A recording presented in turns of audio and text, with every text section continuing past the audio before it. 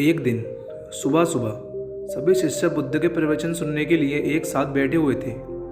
कुछ देर बाद बुद्ध अपने साथ एक रस्सी लेकर आए। बुद्ध के हाथ में रस्सी देखकर सभी शिष्यों को हैरानी हुई।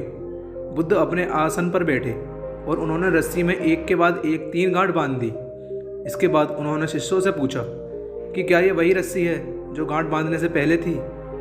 इस प्रश्न के जवाब में एक शिष्य ने कहा कि तथागत, इसका उत्तर थोड़ा मुश्किल है।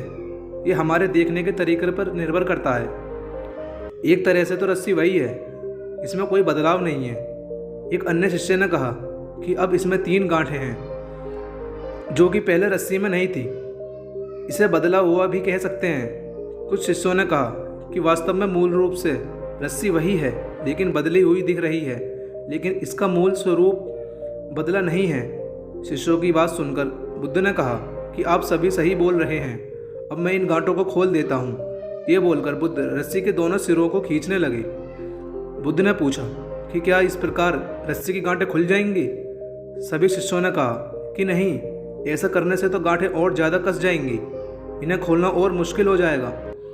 बुद्ध ने कहा कि ठीक है, अब एक अंतिम प्रश्न, इन गांठों को खोलने के लिए हमें क्या करना चाहिए।